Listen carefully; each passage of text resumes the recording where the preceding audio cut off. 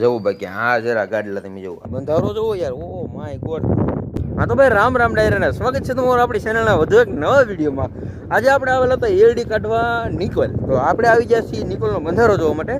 બંધારો પહેલી વાર આવ્યો છું. બંધારો જોઈને તો મારા હોશ ઉડી ગયા. તમે આમ એકવાર બંધારો જોવો. મારે યાર અમારો જયદીપ આવેલો હતો, અમારો ભાઈ.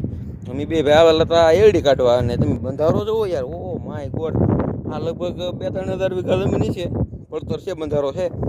ને આ બાજુ છે મારા વાલા સમુદ્ર. આ જો કઈ રીતનું બાંધકામ કરેલું છે તમે જોવો એકદમ. અને જોવો તમે આ છે ભાઈ ગયડો મોટો જબર પાળો છે. અને આને છે કે ભાઈ આનો પાયો છે ને મારા પપ્પા આગળ કહેતા મને કે 100 ફૂટ કરતાં વધારે ઊંડો છે. અને આ છે દરિયાનું ખારું પાણી. આ બાજુ હોય છે ભાઈ દરિયાનું ખારું દૂધવા પાણી. અને આ બાજુ હોય છે વરસાદનું નર્મદા રકું મીઠું દૂધ પાણી. એક બાજુ ખારું ને એક બાજુ મીઠું પાણી, બે બાજુ પાણી હોય છે ભાઈ, બરોબર. આવું બધું હોય છે ને. જો તમે બંધારો એટલે બંધારો કાંઈ ઘટે નહીં ભાઈ, જોરદાર છે. કા ભાઈ તમે પહેલી વાર આવ્યા બંધારો જોવો?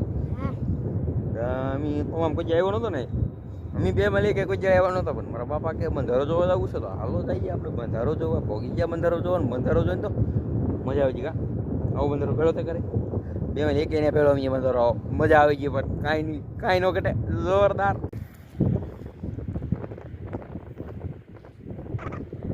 વરસાદ આવશે એવું ભાઈ મને લાગી રહ્યું છે. વાદળું સડી ગયું છે ને તમે જુઓ, મને કોમેન્ટ કરીને કહેજો કેમ લાગે તમને, વરસાદ થઈ જાય કે નહીં થાય. બાકી જુઓ તો ખરી, ઓહો કાળું ભમર જેવું વાદળું શું છે અહીંથી સેટ અહીંયા બધી સેટ. તો લાગી તો રહ્યું છે કે મેં આવી છે, પણ આવીએ તો સારું. આમ તો ટાઈમ જ થઈ ગયો છે ને ખેતરો બેતરો ખેડાઈને થઈ ગયા છે રેડી. વરસાદ આવેલો આવી જ દેવાનું છે ભાઈ, પણ વરસાદ આવે તો ને. બાકી વાદળ જોઈને તો મને એવું લાગે છે કે આવશે. આ બાજુ વાદળ નહીં બાપુ, આ બાજુ છે. આ બાજુ વાદળ હોય ને એવા અમારે લગભગ વરસાદ ન આવે. અમારે વરસાદ આવે ને એવા વાદળ અહીંયા હોય. આ છે અહીંયા છે અમારે દરિયો આવેલો. દરિયાકાંઠે જ્યારે વાદળ હોય ને ત્યાં આમ વાદળ આવતું હોય ને ભાઈ, એ વરસાદ પડે ને એ તમારે ધોઈ નાખવું પડે. આ જો કદાચ વાદળ આવી ગયું હોય તો કદાચ આવી શકે. અહીં જો વાદળ છે ધમાકેદાર, કાંઈ ઘટે નહીં ભાઈ. સુરત દાદા હાથમી રહ્યા છે ને વાદળ થઈ ગયું છે મસ્ત મજાનું. આપણે ભાઈ ભેંસોના શેડમાં નાખ્યો હતો રાજુલાનો પથ્થર.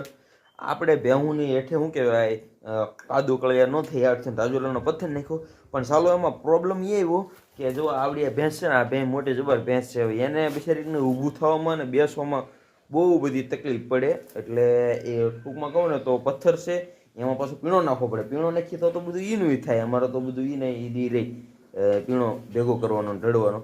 તો આ બે ને તો એવા એને તકલીફ થાય ને પગ ને પગ જે છે એ બધું સોલાઈ જતું. તો આવી બધી પ્રોબ્લેમ આવતી હતી. પછી આપણે લઈએ એવા ભાઈ એ હું હાટું ગાડલા સ્પેશિયલ ગાડલા મગાવી લીધા. એ પછી ક્યાંથી ખબર?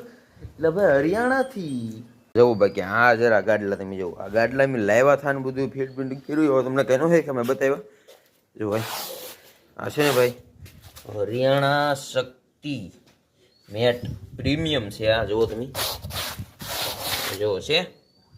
આ અમારી ભેંસું ને જુઓ, મારી બેટી આ જો ભાઈ બહાર ઊભી રહી ગઈ. આ ભેંસું પછી અમારે થોડીક અવળ્યું છે.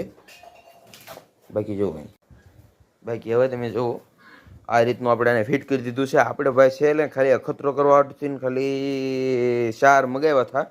આને કહેવાય મેટ કહેવાય મેટ.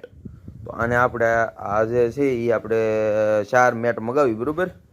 આપણે આમ તો આને મગાવવી પડે હરિયાણાથી, પણ જુનાગઢમાં એક ડીલર છે તો આપણે એની સાથે કોન્ટેક્ટ કરીને આ વસ્તુને મગાવી લીધી, બરાબર.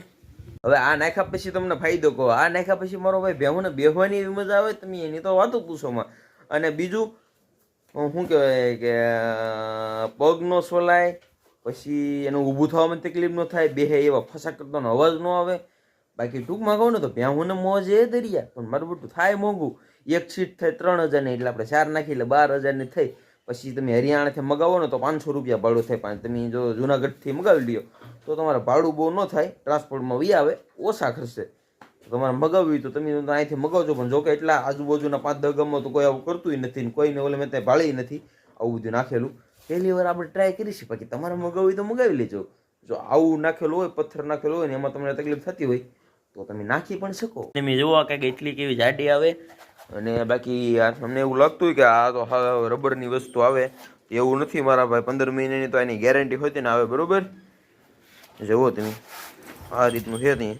બાકી આને કાંઈ ઉસરતું નહીં. આપણે આને ઓછાના 4-5 દી થઈ ગયા, 4-5 દી થઈને તો ભેહું આમાં બગડા સેટિંગ કરે છે. જુઓ તમે આમ ભેહું જુઓ, આ 5-6 દી થઈને તો બગડા સેટિંગ બોલે છે. એટલે આમાં 5-6 જમણમાં તો હજી આમાં ત્યાં શું કહેવાય કીડીને આંગળા જેટલું ક્યાંય ઉછળ્યું છે નહીં. છે તો સારું. બાકી જુઓ આ છે આપણો ખાલો રાજુલાનો પથ્થર. આમાં બેહન તો ભેહું છે ને ભાઈ, જુઓ અહીં શું કહેવાય આને નીચે છે ને બધું તપી જાય, એટલે આને પ્રોબ્લેમ થાય છે. પણ આપણે અખતરો કરવા લઈ આવ્યા છીએ. હવે ટૂંક સમયમાં આપણે આ બાજુ પણ નાખી દઈશું આવું, કેમ કે આ મારી વાલડીને તકલીફ ન પડવી જોઈએ ને યાર. વાવ એવું બધું છે ત્યાં જુઓ. બાકી છે સારું. જુઓ તમે આમ કૂણું કૂણું, ત્યાં હું કાંઈ તકલીફ ન થાય મારું ભાઈ. જો આમ મોજથી ભેંસ ઉભી જોવા ઓગાળે બોગાળે જુઓ હે કટે કાંઈ. એક તો ભાઈ મોંઘા ભાવનો રાજુલાનો પથ્થર બેહાડ્યો, પછી એમ હતું કે હવે કાંઈ નહીં કરવું પડે, આમાં તો મજા આવશે હવે ભેહુંને. અને પછી પાછું હવે આ ખર્ચો કરવો પડ્યો, આ વધારાનો ખર્ચો થઈ ગયો છે હવે. પણ હાલી જાય તો વાંધો નહીં ને રહી જાય. આ કંપનીવાળા તો એવું કહે કે આને જે છે એ 10 વર્ષ કાંઈ ન થાય. મને કાંઈ લાગતું છે નહીં 10 વર્ષ, 2-3 વર્ષ હાલી જાય તો ઘણું. આપણે તો એવી ગણતરી નાખેલું છે, જો હાલી જાય તો મેળ પડી જાય. આપણે છે ને ભાઈ પોદળા ખેવા માટે સ્પેશિયલ નવી પાવડી બનાવી છે. તમે જુઓ લાંબા હાથ વળી, અને આની અંદર પોદળા ખેવાની બહુ મજા. જોવું આગળ જુઓ આવે ને સરળતાથી પોદળો. જુઓ આમ, જુઓ આમ પોદળો થોડોક આનો ઢીલો થઈ ગયો. મને લાગે આ થોડાક દીમાં વીંયાઈ જાય. હવે ટૂંક સમયમાં ભેં વીંયાવાની છે, એટલે પોદળો આનો ધીરે ધીરે ઢીલો થવા મળ્યો છે, એટલે લગભગ વીંયાઈ જાય એવું લાગી રહ્યું છે.